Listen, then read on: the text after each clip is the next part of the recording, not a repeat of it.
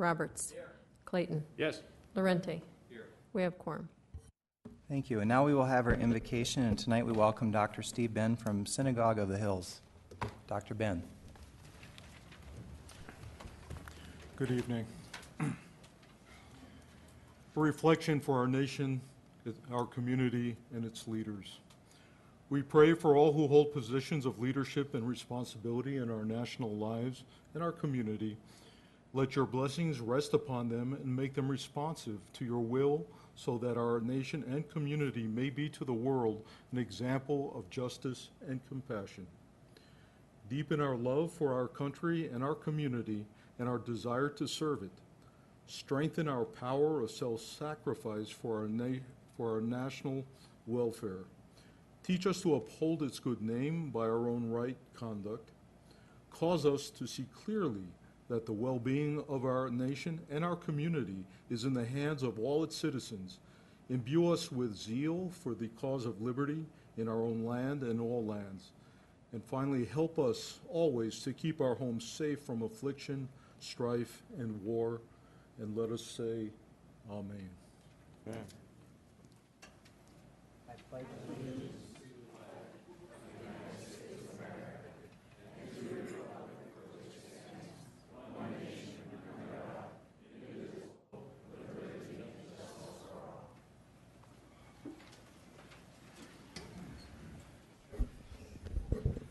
We will now proceed with the adoption of the agenda. We do have one item to add so far. Right after the adoption of the agenda, I know this is unusual, but we've had a request from staff to have an emergency executive session to discuss a personnel matter. This is not related to any item on tonight's agenda. That will be right after the adoption of the agenda and before the awards and recognitions. Do we have any other items to add to tonight's agenda? We have a motion by Peterson and a second by Wright to approve the agenda. All in favor say aye. Aye. Opposed? Motion carries. Make a motion to go into. Motion by Wright, a second by Scott. All in favor say aye. Aye. Opposed? Motion carries.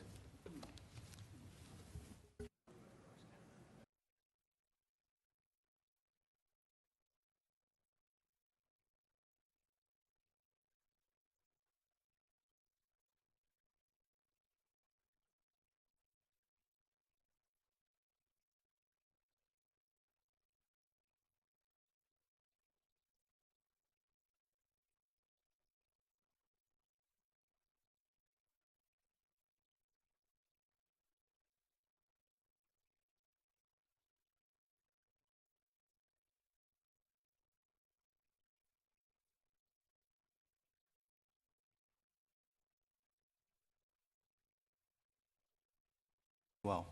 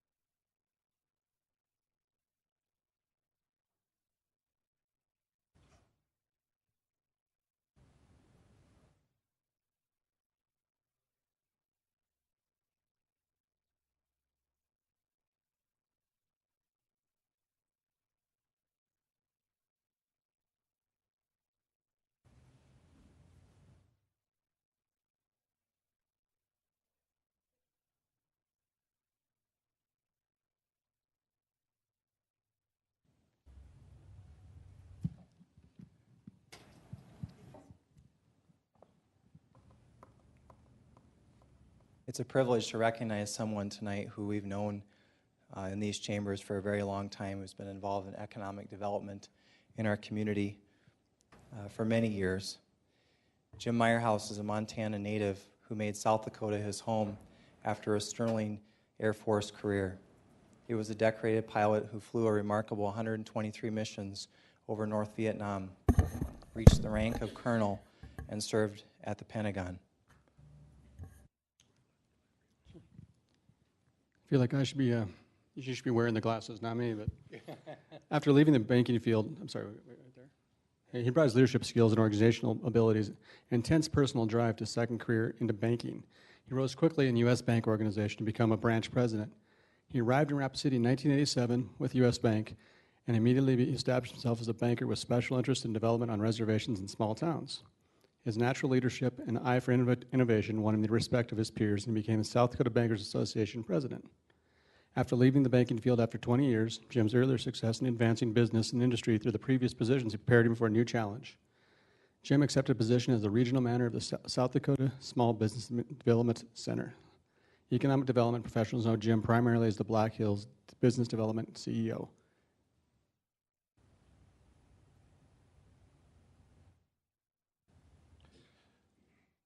Jim told a reporter in 2012, in order to be a vibrant community, you have to lead in some area.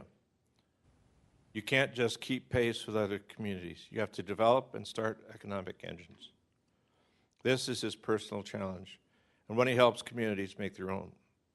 He's dedicated his time to organizations across the state, including the Sioux Falls Area Chamber, South Dakota Rural Enterprise, and the Genesis Equity Fund. He's a recipient of the Distinguished Service to South Dakota Businesses Award from the University of South Dakota.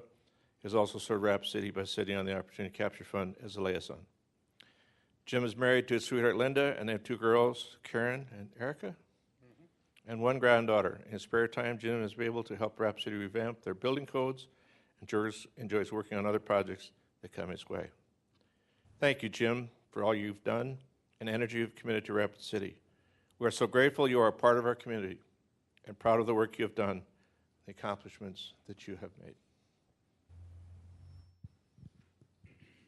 Much for your service.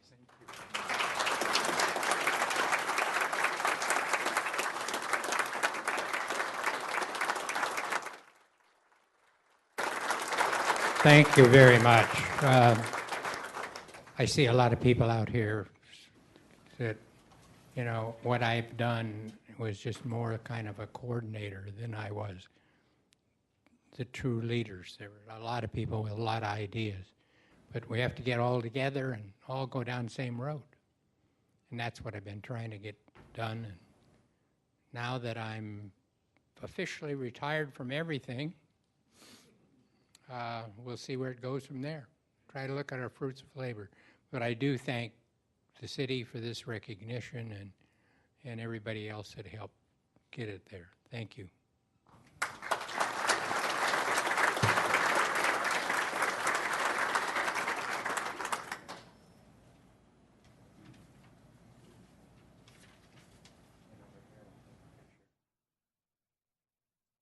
Where's the best place? Over here?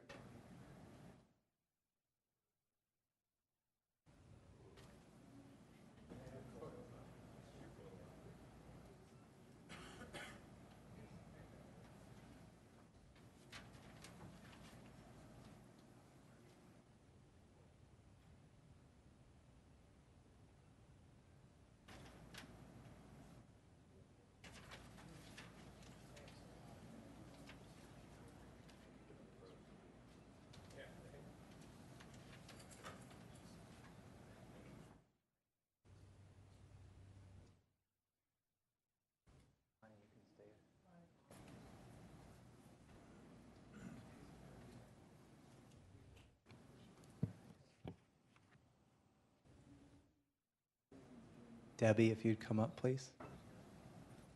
Our Veteran of the Month.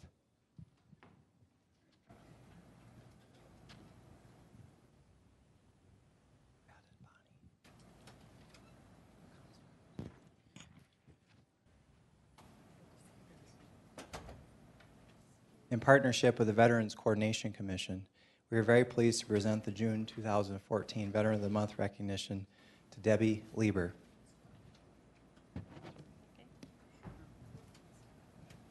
Debbie Lieber comes from a family rich with military history and a dedication to service to our country. Her grandfather and his 3 brothers served in the Navy during World War II.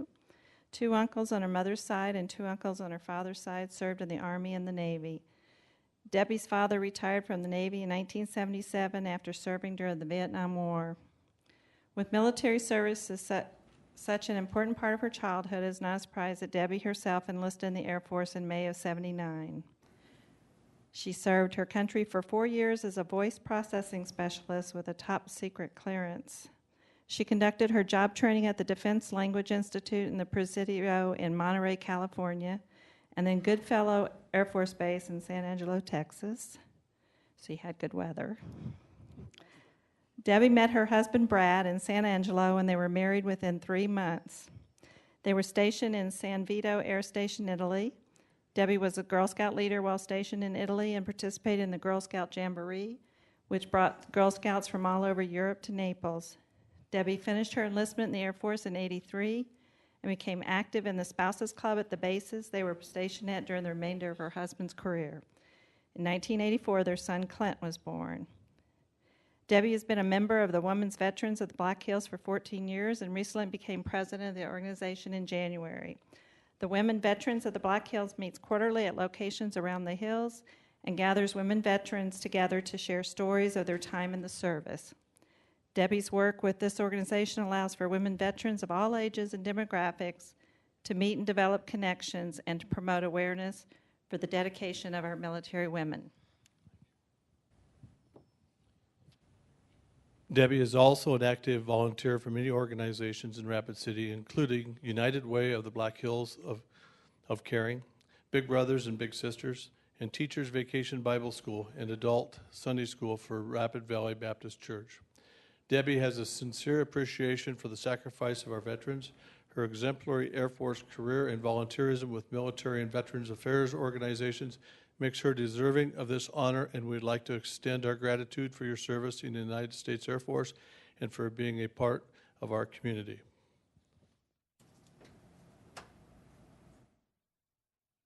Congratulations.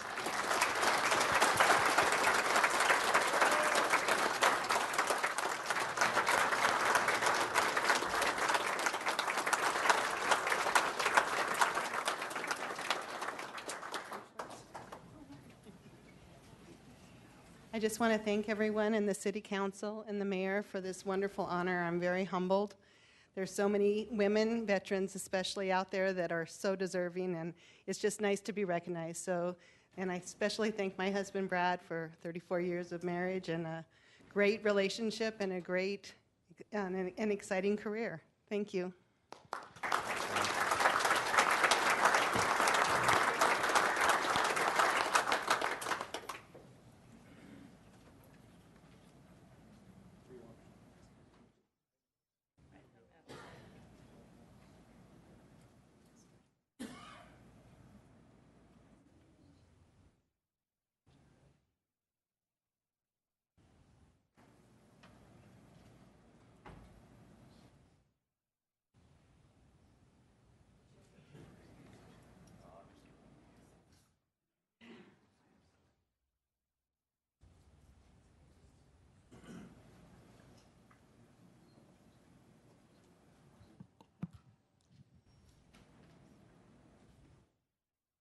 We now have several employee longevity awards presented from our fire department. And we'll now recognize our EMS chief, Jason Culberson.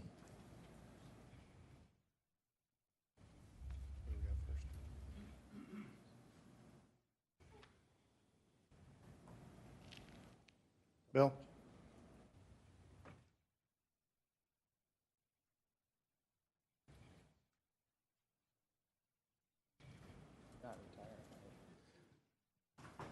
No, Bill's not retiring.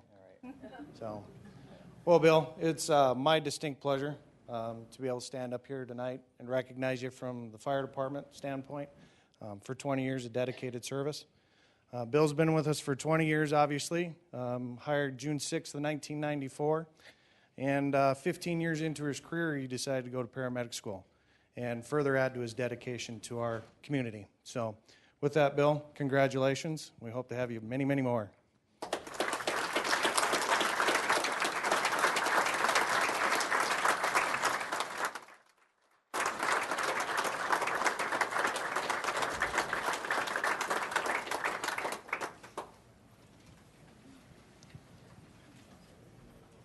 John.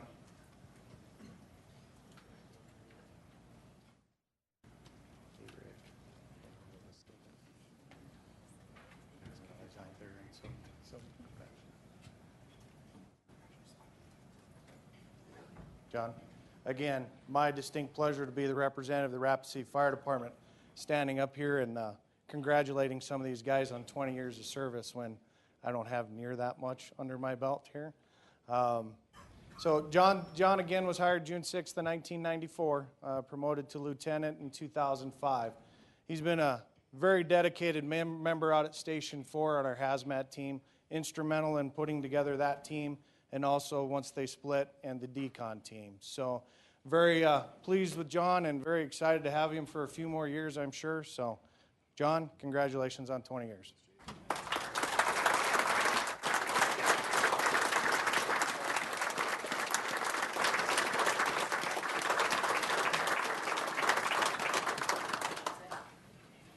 And I didn't see him. Is Rick Lehman in the audience? Okay.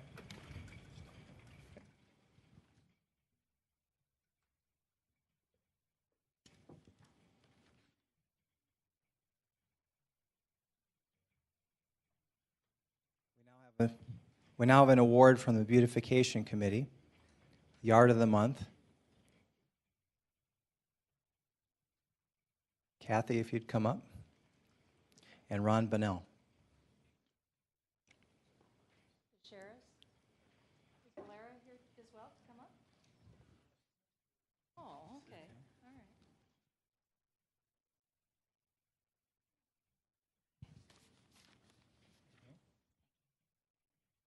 right. My name is Kathy Robeson. I'm part of the Rapid City Beautification Committee.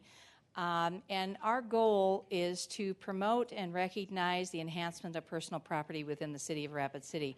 This includes the overall appearance of the structures, yard, landscape, and hardscape. We give these awards 5 times a year, June through October.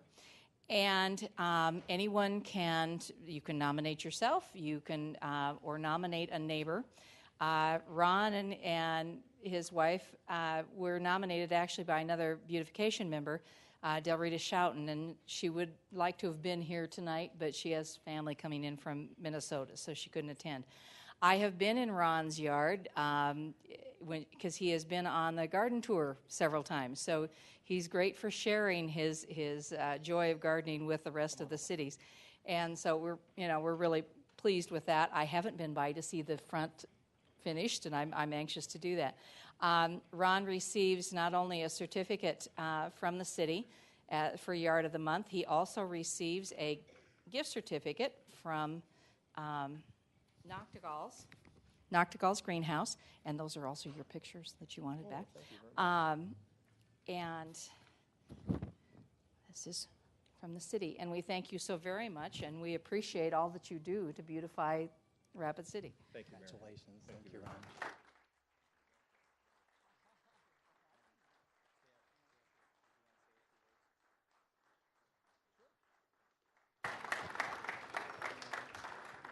Well, I gotta think of something quick here.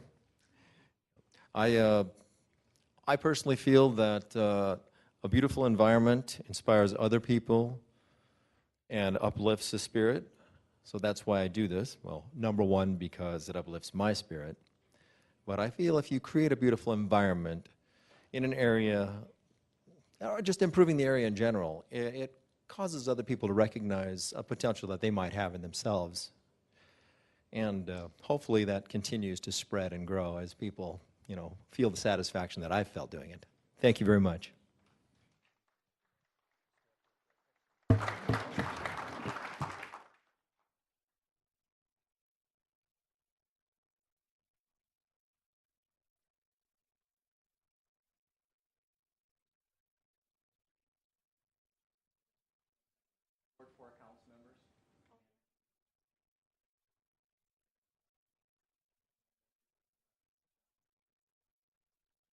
Inviting your council members up here.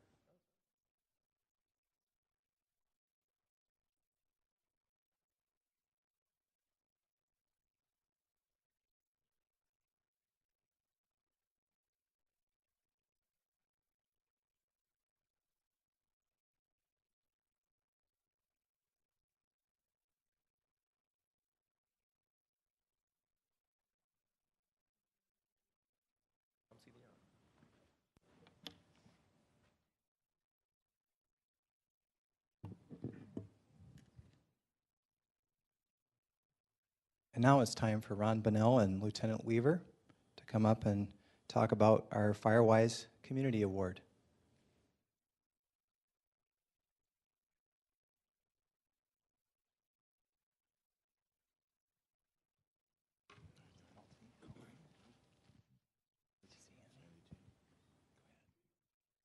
Well, we have another Firewise community in Rapid City.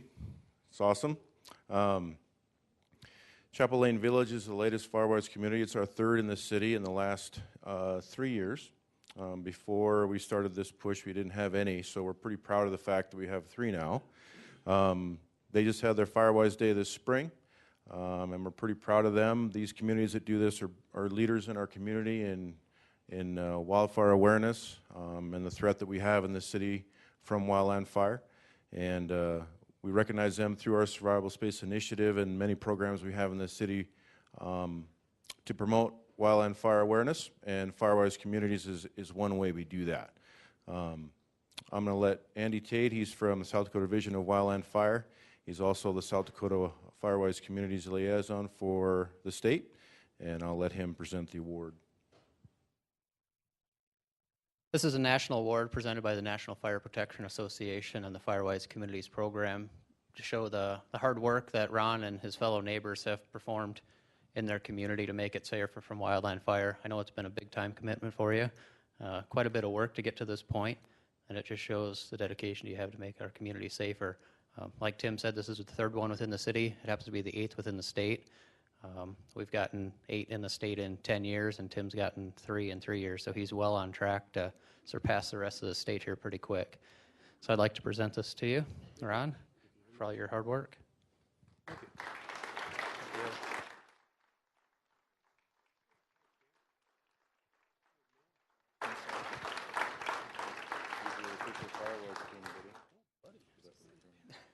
you.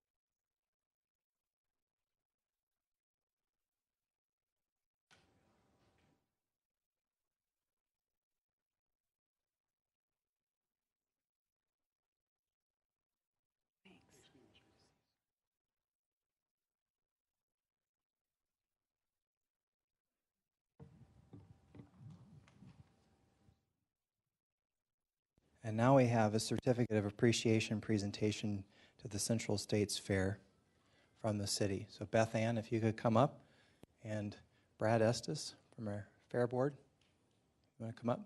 Longtime Fair Board member, and Pam Teller.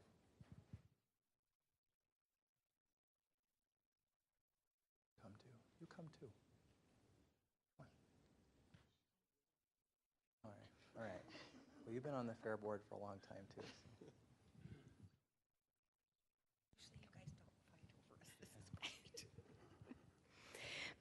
My name is Beth Ann Furley, and I'm the recycling educator for the City of Rapid City. And recently we held a household hazardous waste event. So Pam, I would like to present the certificate of appreciation to you and your team on behalf of the Rapid City Solid Waste Division. We are truly thankful for your donation of time, location, energy, staff, and expertise. Without you and your staff, the event that was originally to be held in October, and it finally came to fruition in May, we were very successful with it. We are humbled and thankful for your generosity, and again, we thank you. Thank you.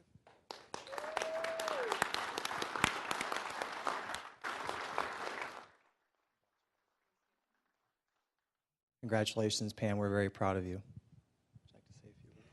This was quite an effort on Beth Ann's part with her staff, and she already mentioned this was to take place last October when Storm Atlas visited us, so she had to postpone it. But there was an incredible amount of effort to bring this to Rapid City, and we were just glad that the fairgrounds could host it, and again, crossover between city and county and use our resources together to make something happen.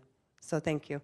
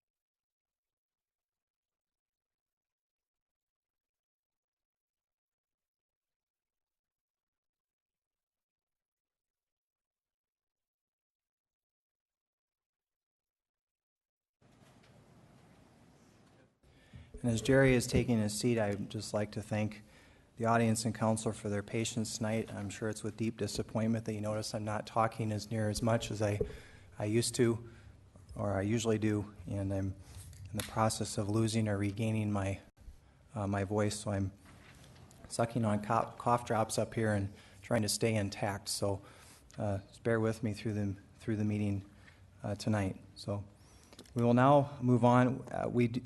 Our city attorney had advised, and we put an executive session on the agenda as a placeholder in case we needed to discuss item 7 in executive session. At this point, there does not appear to be a need to do so, but at some point he may advise that we should. But at this point, we'll just proceed directly into the general public comment for items not relating to item 7, and we'll move right into comments for item number 7.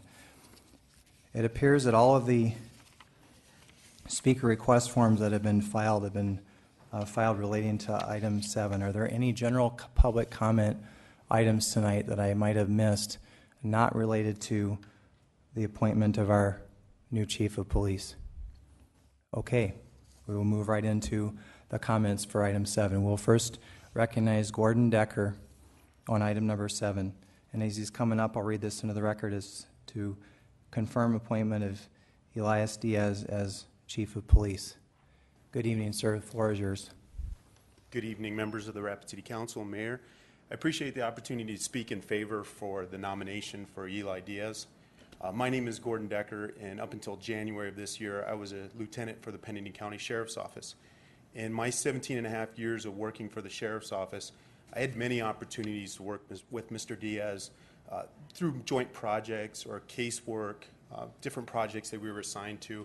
And I just generally had a chance to interact with Mr. Diaz at different times through my career as well as his. And I would tell you that Mr. Diaz is a very knowledgeable, he's a very passionate and very committed individual, and I think he's very qualified for this position. I think sometimes when you look at what a person has done in their career, it's not always about the positions that they've held, but it is definitely about the individual themselves. It's what they have learned, it's what they have developed, it's how they have handled themselves throughout their careers. And I know there's a term that's often used called knowledge, skills, and abilities, the KSAs of leadership. And I would tell you that through my experience, I feel that Mr. Diaz has the KSAs needed to be a good chief of police for the Rapid City area, for the city of Rapid City. I know that he's very committed, and I know that he has stepped forward for this position not out of pride or arrogance, but instead out of commitment and responsibility. He truly cares about the officers in the agency, he cares about the people in the community, and he wants to be a collaborative, involved, and engaged chief of police. I just appreciate the opportunity to step out and speak in favor of Mr. Diaz. Thank you. Thank you, Mr. Decker. We'll now go to Wayne Gilbert, also on item number 7. Wayne Gilbert.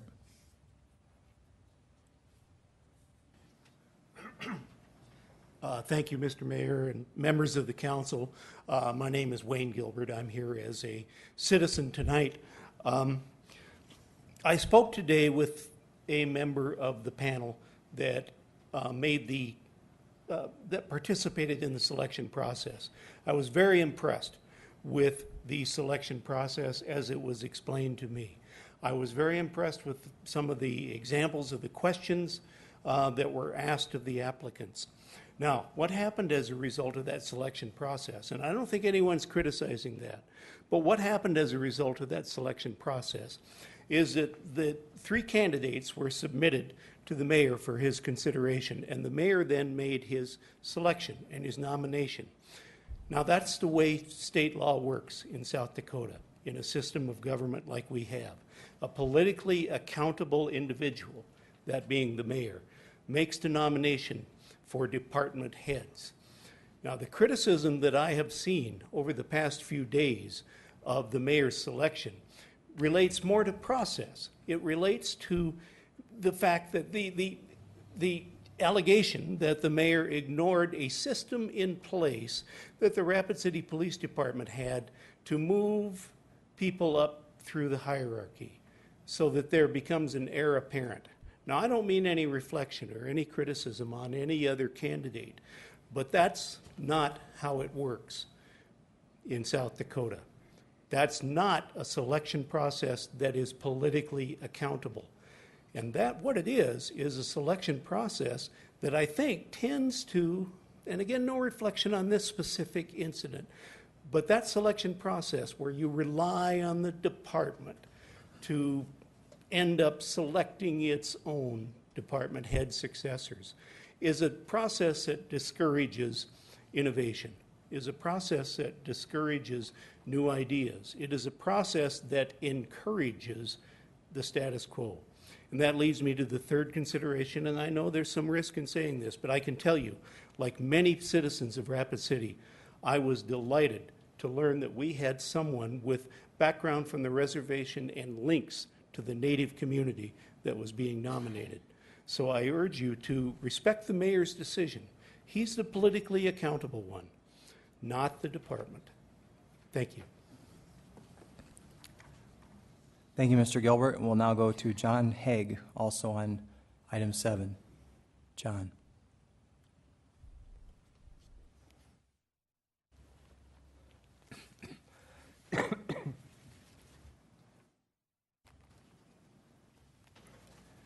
Good evening, Good Mayor, evening. council members. My name is John Haig, and I've moved here about 7 years ago. And this is the first time that there's been a new police chief. So being kind of interested, I started checking around, talking to people that have lived here for years, how things are done.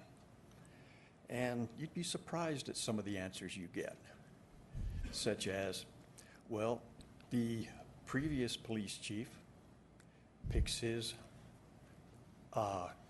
next one in line. Then I understand that the police chief puts out an email to talk to different officers to see who they think would be the best one involved. And like I say, it's kind of interesting, but I like what the mayor has done.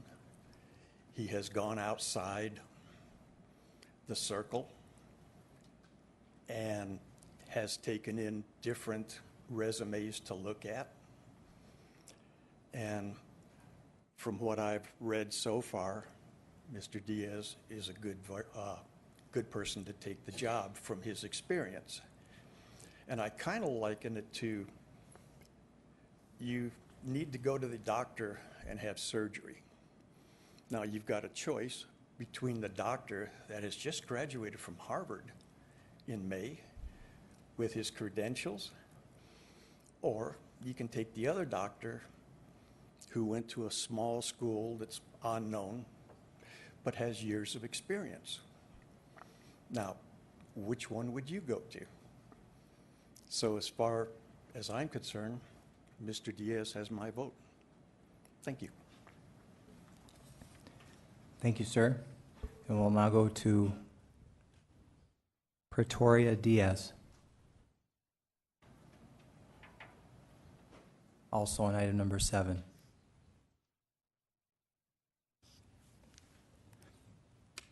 Good evening. Good evening. Thank you. Tonight I'd like to read a poem that reminded me of my father, Elias Diaz, and some of the qualities he possesses. It's called If by Rudyard Kipling. If you can keep your head when all about you are losing theirs and blaming it on you, if you can trust yourself when all men doubt you, but make allowance for their doubting too, if you can wait and not be tired by waiting, or being lied about, don't deal in lies, or being hated, don't give way to hating, and yet don't look too good nor talk too wise. If you can dream and not make dreams your master, if you can think and not make thoughts your aim, if you can meet with triumph and disaster and treat those two impostors just the same, if you can bear to hear the truth you've spoken, twisted by knaves to make a trap for fools, or watch the things you gave your life to, broken, and stoop and build them up with worn-out tools, if you can make one heap of all your winnings and risk it in one turn of pitch and toss, and lose and start again at your beginnings, and never breathe a word about your loss, if you can force your heart and nerve and sinew to serve your turn long after they are gone, and so hold on when there is nothing in you except the will which says to them, hold on.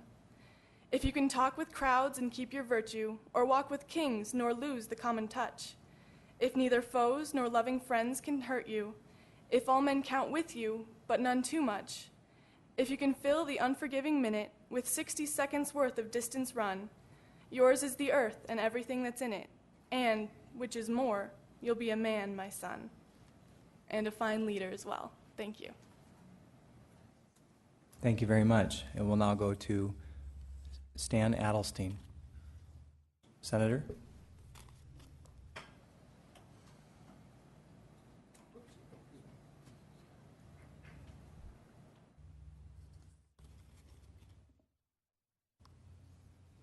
Good evening.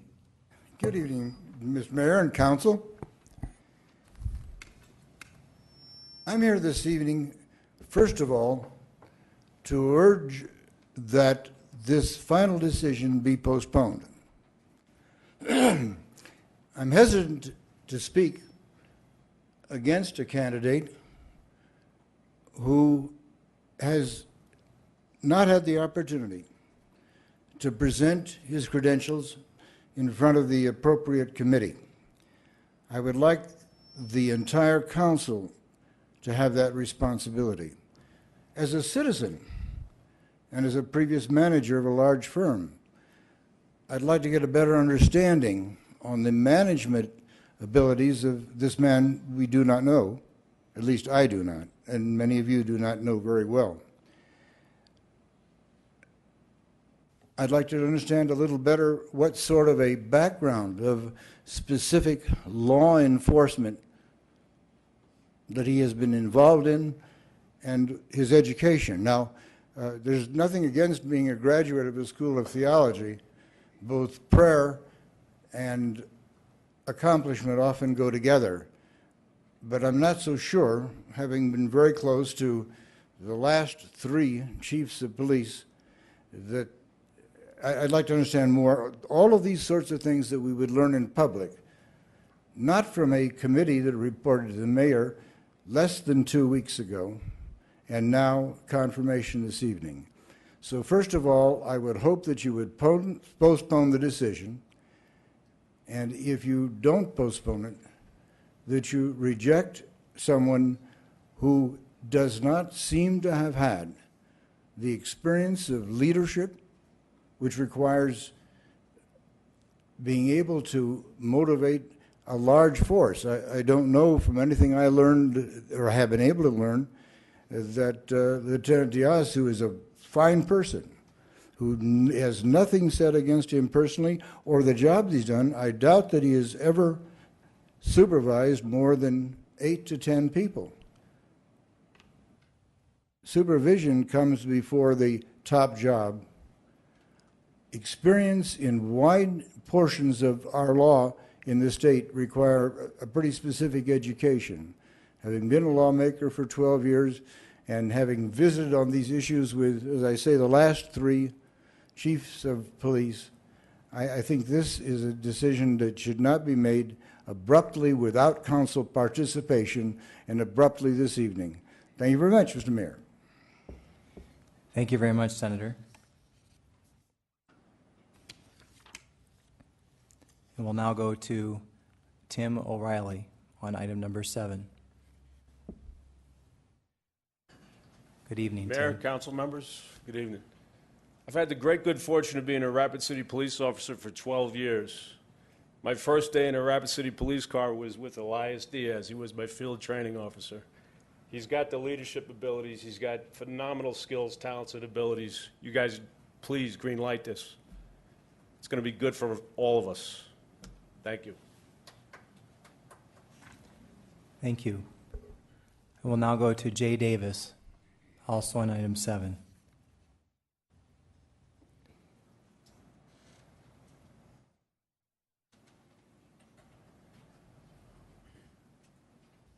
Good evening, Jay.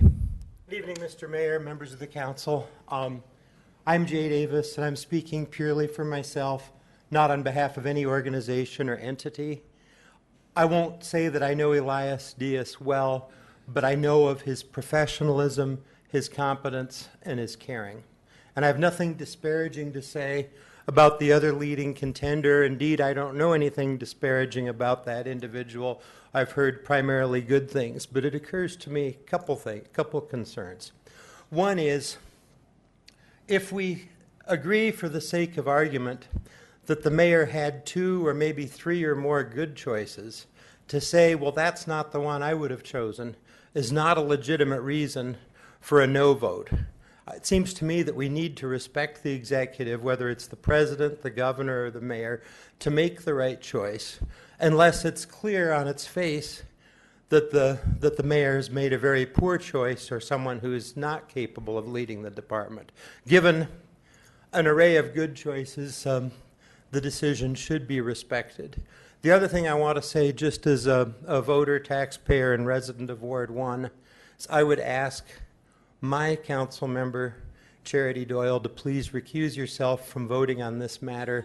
It seems to me that if ever there's a conflict of interest, there would be in this instance, where we have a council member who's a spouse of the spokesperson for the bargaining agent. Thank you. Thank you, Mr. Davis. And the last speaker request form on this item is Glenda Nixon. Pass? Okay. All right. Public comment is now closed. We will now proceed to Lieutenant Diaz, who has some comments to make to the City Council.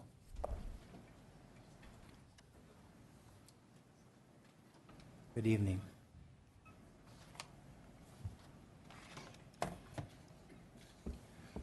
Well, good evening, Mr. Mayor and ladies and gentlemen of the Rapid City Common Council, friends, guests, and loved ones. I was thrown a curveball there with my little one and wasn't quite expecting that, but I appreciate really all the comments tonight. I want to lend a special thanks to the members of the Rapid City Common Council, to each one of you, because I understand yours is a significant role tonight, a critical role. And each of you plays that critical part in what you do for our community each day. And I want you to know that I take that role seriously because I know you do as well. I've had opportunity to speak with some of you already, and it is clear that you take this position and role tonight very seriously. I respect this process, and I respect your ultimate conclusion. Now, having said that, I also hope that you've been able to take opportunity to review that my application packet, consisting of my resume, work history, my department accomplishments, my department goals, my department vision statement, and ultimately my department legacy statement. It is challenging for me to speak of vision because my vision for this department through the years has grown so broad and has reached down so deep that to try to encapsulate that in just a few short minutes I have would be near impossible. But I do want to touch on just a couple of elements of that vision, and while not exhaustive, it does represent a small portion of it. I wish to set a new tone in the Rapid City Police Department. Not a new tune, but definitely a new tone. And I want that tone to be a positive tone, a tone that celebrates the goodness of our department and the goodness of our officers. We have a good department, and I would argue we have a very good department. But I also argue that excellence is in our DNA, and it's in every member of our department, and each person is needed to fulfill that vision. I wish to promote a style of leadership that places others first, people before projects, mentorship before management, with career development for all in the middle of it. I want our staff to know that they are valued from the top of the chain of command to the newest rookie officer that responds to your home in a black and white. I want them to know that they are listened to and that their vision can become part of our vision. I'm committed to recruitment and retention. We spend great effort in the area of recruitment, but we must also model that same effort in retention. We not only want to attract the quality officers that we do, but we need to retain them so that we don't become a perpetual training ground for other agencies who know just how good we are. I am deeply committed to traffic safety in our community. Our car pedestrians accidents are apparently on the rise. Our car bicycle accidents are apparently on the rise. And we must all drive cautiously and courteously and in a non-aggressive manner, and that comes through education, which I'm ready to provide. This needs to be a big deal in our community. Our family members are getting hurt, and each time I have responded to an accident, I've thought, this could be my mother, this could be my daughter, this could be my child. And I see it as such. I'm committed to a tough stance on crime, not just the nuisance crime that bothers all of us and hits home in many areas, but especially that violent crime that harms our persons and harms the people we know and love. I'm committed to retaining our street crimes unit and giving it all the more ability to do the job that it needs to do. We are seeing a reduction in crime, but we can't let go. We can't let go. I'm committed to cultural relations. I have a heart for all people, all ethnicities, all backgrounds, and I believe this comes from my roots and my background, stemming from memories I have of Kyle, South Dakota, all the way to the country of Mexico that I was a part of in my late teen years. I was an ESL teacher, which also brought me into close proximity to other cultures from Brazil, Japan, and Africa. And I have learned that as a community, we all have something to offer if we are willing to listen. I've mentioned in other contexts cold cases. I want a renewed, fresh look at all of our cold cases. These are the cases where the victims can no longer speak and where the families watch closely to hear from us. And while I don't promise to solve every cold case, I don't necessarily know that we can solve one. We're going to try. And we're going to communicate with those remaining family members that we have not forgotten. I hope you see by some of this vision that I simply wish to bring a new pursuit of excellence to the Rapid City Police Department. And I want you to be confident that I can bring this. I want you to be confident that I'm ready to work with my existing command staff, with each member of the Rapid City Police Department. I'm committed to working with each council member, each department head, and each member of this community. And I'm asking that you simply afford me the chance, that you simply afford me the opportunity to show that I am able to do this.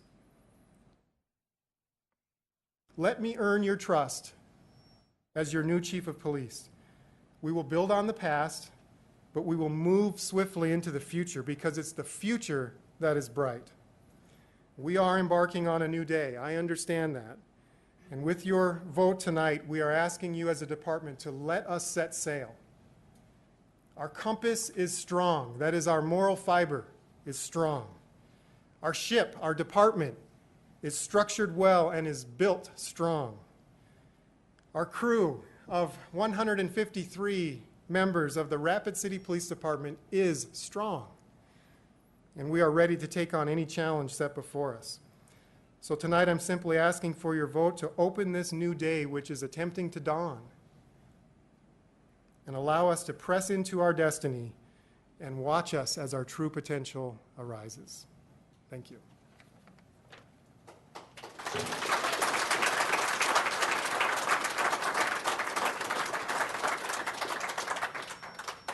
Thank you very much. We will now proceed to debate and motions on item number 7. I'll read it into the record one more time and then open the floor for debate or motion. Confirm appointment of Elias Diaz as our next chief of police.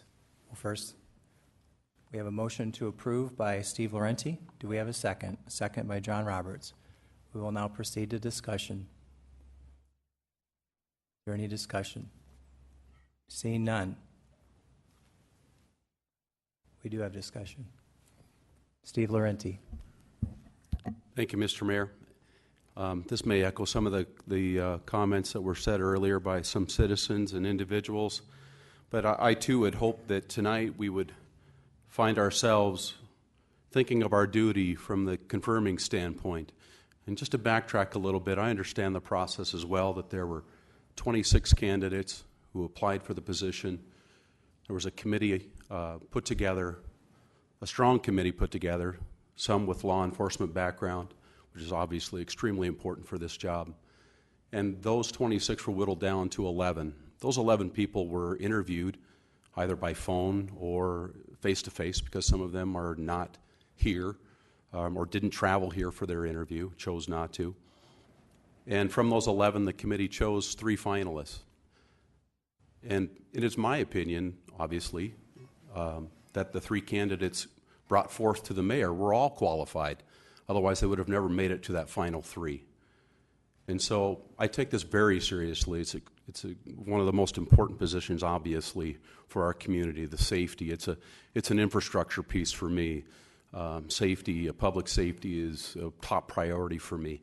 And so I'm hoping that my colleagues will see what I saw as I went through the resumes and the applications. The candidate chosen by the mayor stands out. He absolutely does. He provided things in his resume and with his vision that was not provided by some of the other candidates. And I think he is uniquely qualified based on his background. But all of them are qualified. The final 3, all 3 of them are qualified.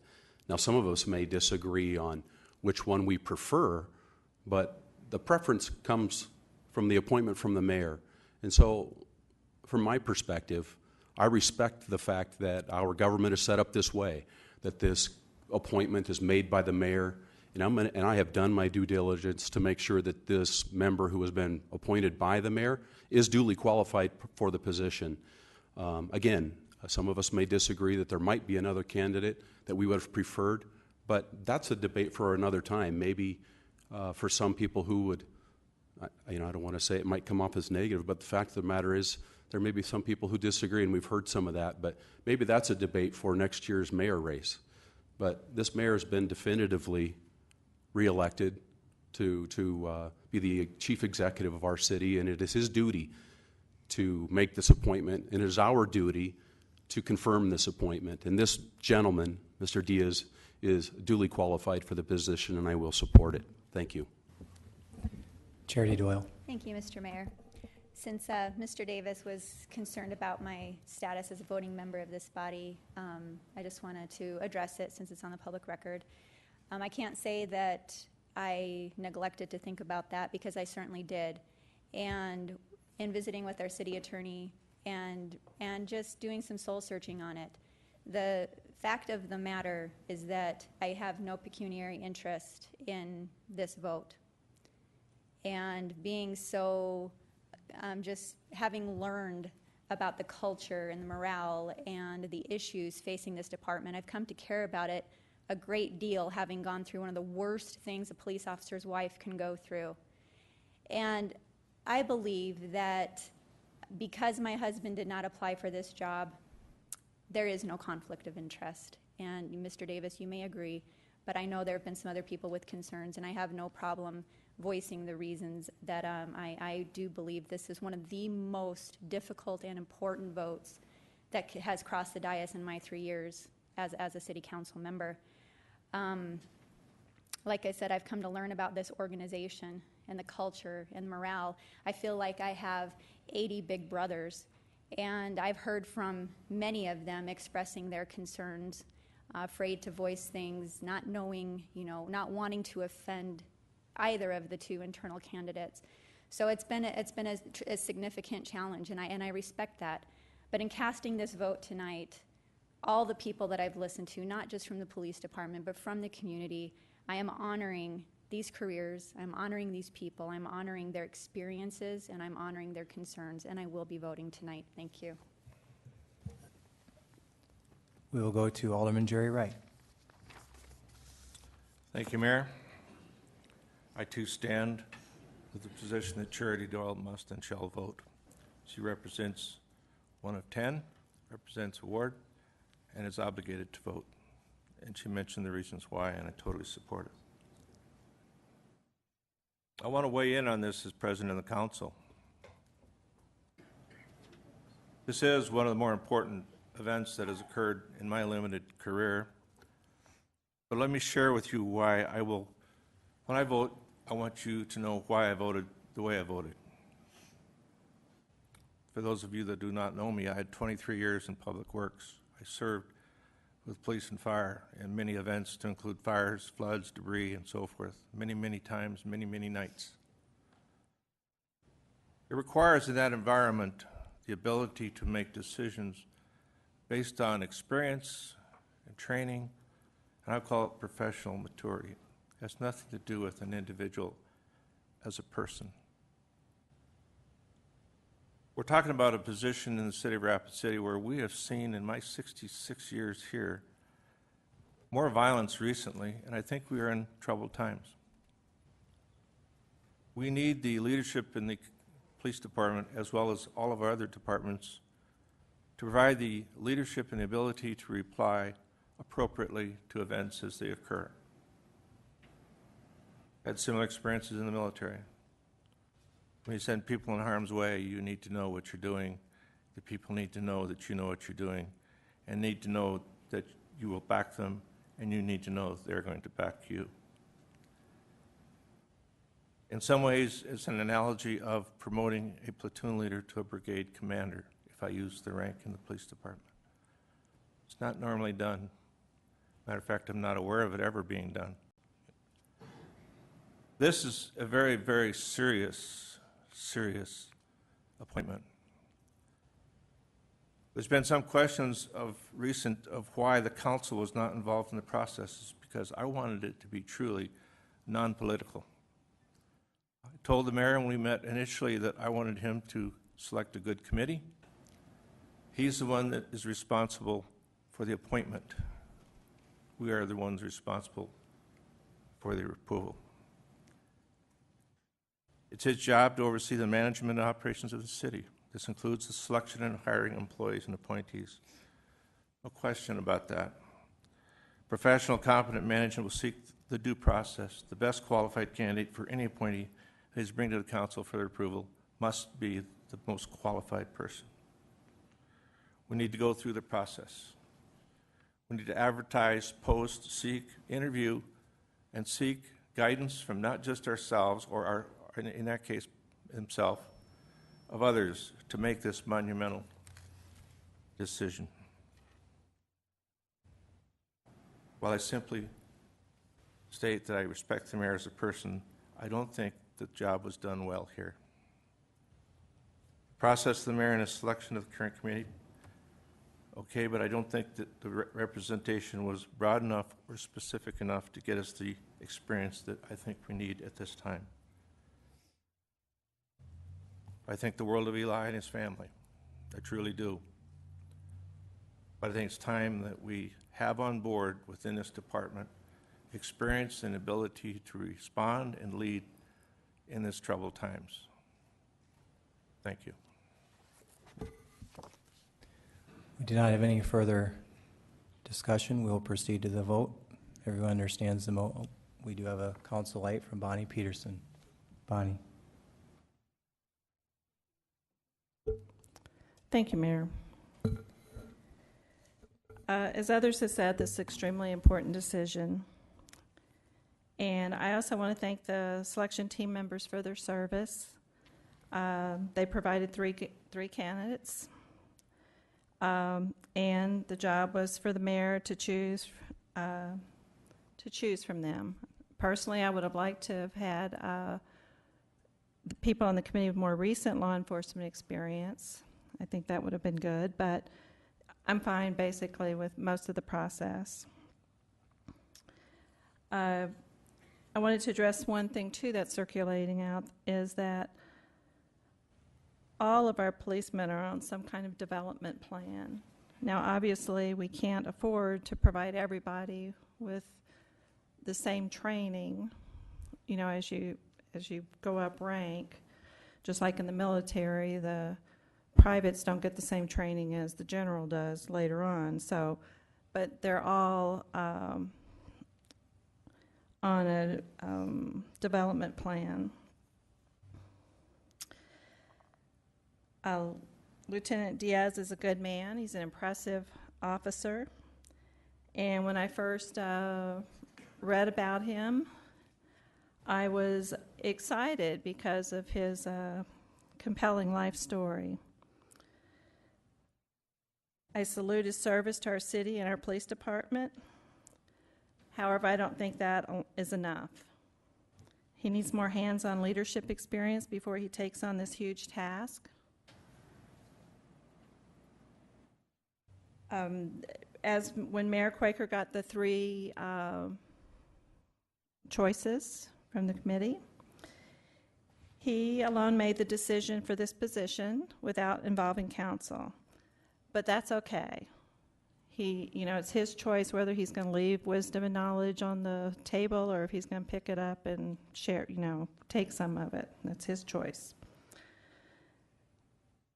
What the mayor doesn't seem to realize that there is a huge difference between interviewing well with a better interview packet and actually having the skill set and experience to lead our valued police department. I feel the mayor ignored vital information and failed to make one extremely obvious phone call, which has unfortunately put us in this awkward situation. Unfortunately, the citizens won't know details of why I'm voting the way I am because we have to keep personnel issues quiet, confidential. So unfortunately, I can't, the mayor, you can praise anyone all day long, but you can't say any negatives.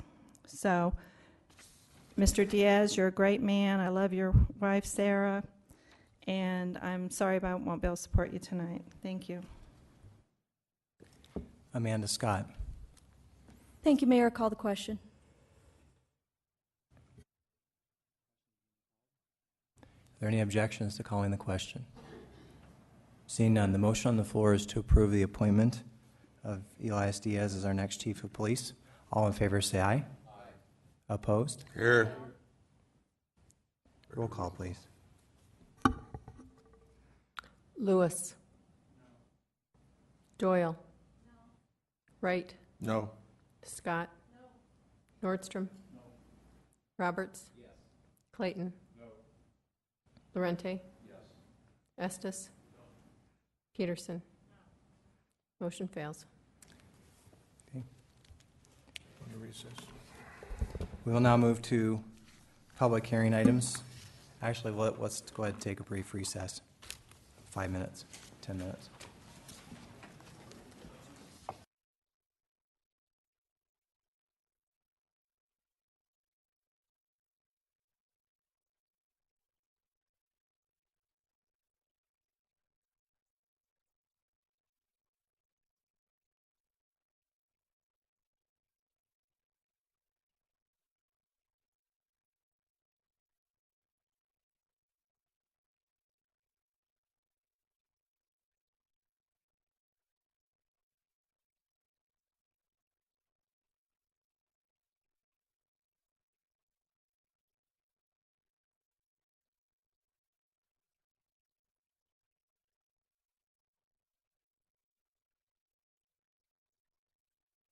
'18 into the record for us.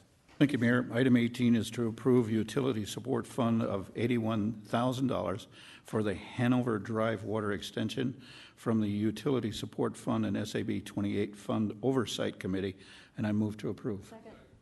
We have a motion by Nordstrom and a second by Scott to approve item number 18. Any discussion? I will be abstaining from item number 18. So noted. All in favor say aye. Aye. Opposed, motion carries with Chad Lewis abstaining. And now we are on item number 51, or items 51 through 54, non-consent items. We have no speaker request forms in these items, so public comment is now closed. Item number 51. We'll go to our Legal and Finance Chairman, Chad Lewis. Chad. Thank you, Mr. Mayor. Item number 51 is the first reading of ordinance 5995. An ordinance amending section 17.06 of Chapter 17 of the Rapid City Municipal Code, rezoning the within described property as requested by the City of Rapid City for rezoning from no-use district to general commercial district for lots 1 and 2 of the Stamper subdivision, generally described as being located at 7045 and 7201 South Highway, US Highway 16. I move approval. We have a motion by Lewis and a second by Nordstrom. Any discussion? Seeing none. All in favor say aye. Aye. Opposed, motion carries. Item 52. Item number 52 is a request by Witz Associates, Inc. for Hart Ranch Development Company for preliminary subdivision plan for lots 55A through 67B of the Village on the Green, number 2 subdivision, generally described as being located along Anna Court. I move approval with stipulations. Motion by Lewis, second by Nordstrom. Any discussion? Seeing none, all in favor say aye. Aye. Opposed, motion carries.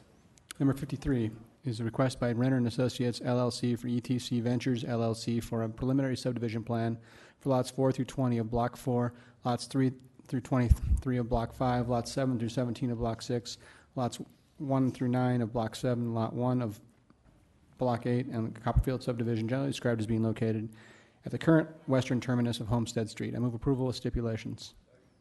Motion by Lewis, second by Nordstrom. Any discussion?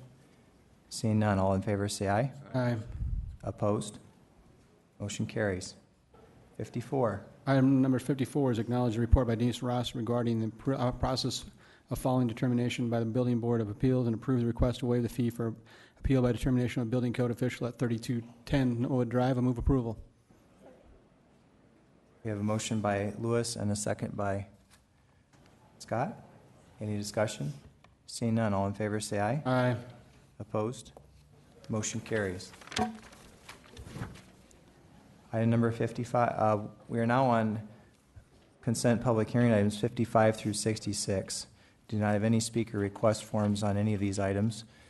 Would anyone like to remove any of these items for separate consideration? If not, can we have a motion to approve all of them? Moved. Motion by Lewis, second by Nordstrom to approve 55 through 66. Oh, sorry. Oh, I didn't see it. There it is.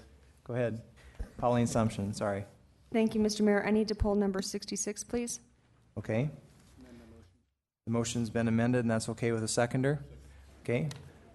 We all in favor say aye. Aye. Opposed, motion carries. Item number 66. Richie, can you read this in the record for us? Richie Nordstrom. Thank you, Mayor. Item 66 is a resolution 2014-049B, levying assessment for a cleanup of miscellaneous property, and I move to approve.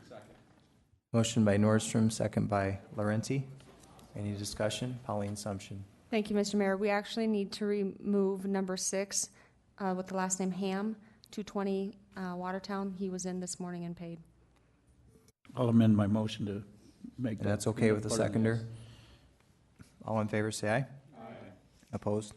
Motion carries. 67.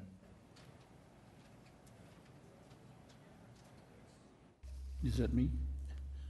You want me to do that? Yeah, go ahead, Richie. Okay. Thank you, Mayor.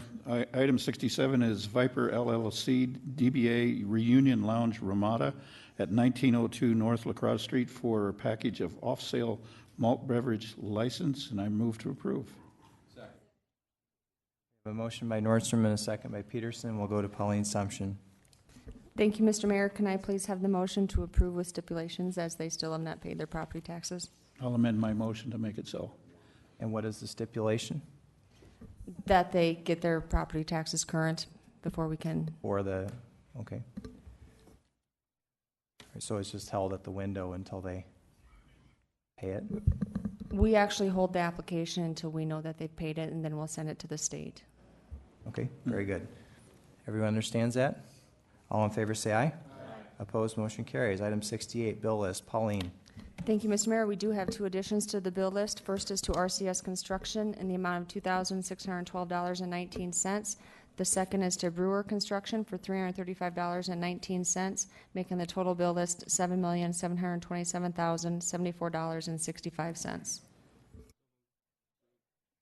Motion by Wright, second by Roberts. We'll go to Carl Jaggeris. Thank you, Mayor. I was going to ask for a little latitude on the agenda to give you just a little update on some issues related to the status of the police department from my perspective as the interim chief for the last 2.5 weeks.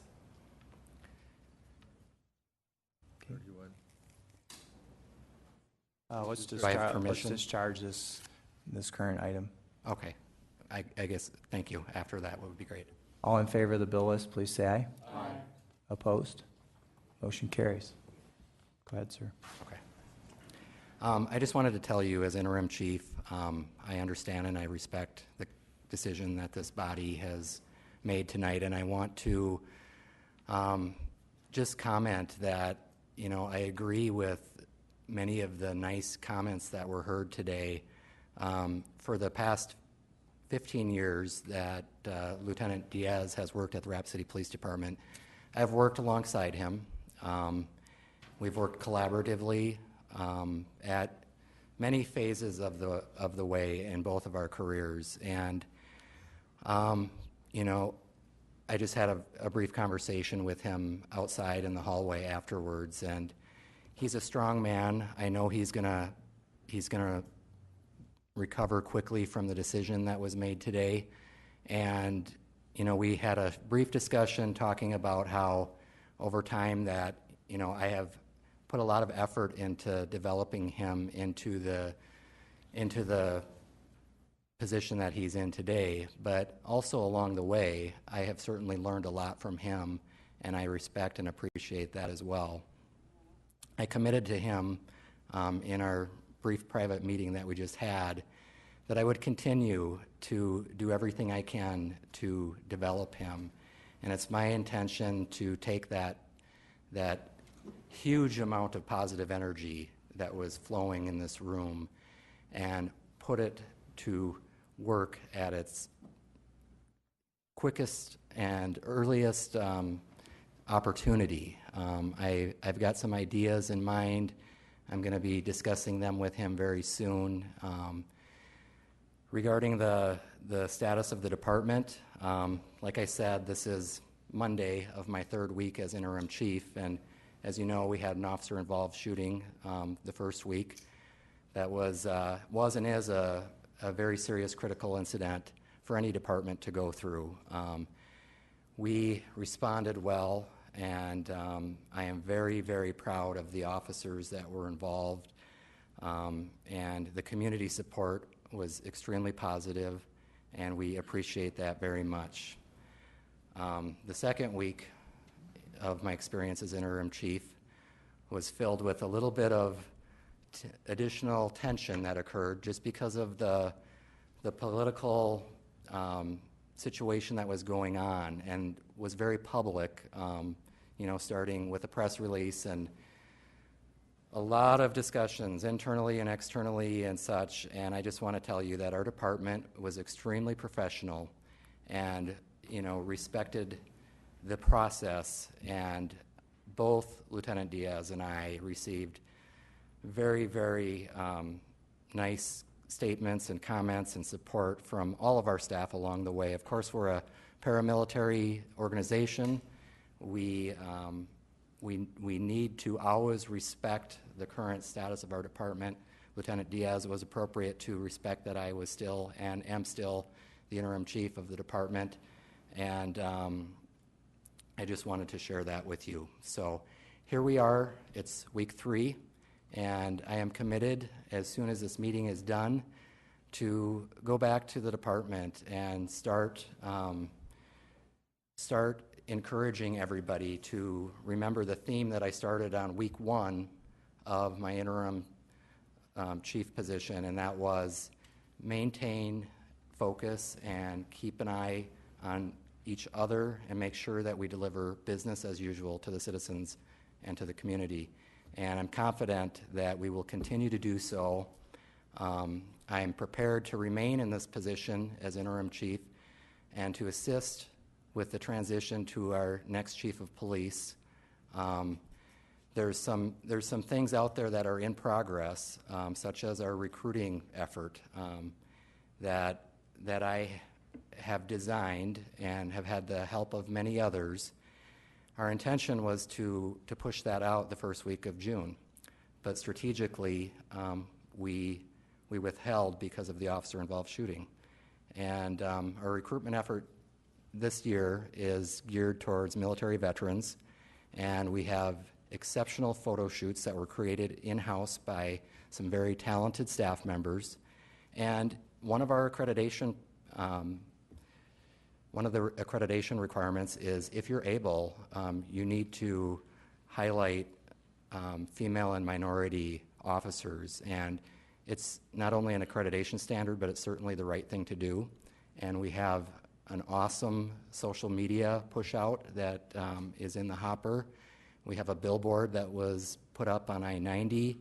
The position was opened a couple of weeks ago. It has a closing date in August. We're going to be testing the second week of August, and we need to get everything back on track so that we can recruit the best and the brightest for our department.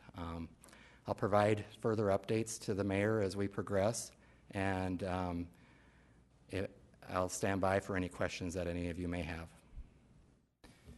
Thank you. This is not an item that's been added to the agenda, so if we could just keep the comments brief tonight. Would Bonnie Peterson. Thank you, Carl, and thank your staff and yourself for being a professional and team players during this time, so appreciate it. Thank you, and I would echo that. Thank you, Carl. We have a motion by Jerry Wright to adjourn and a second by John Roberts. All in favor, say aye. Aye. Opposed? Motion carries. We're adjourned. Thank you, everyone.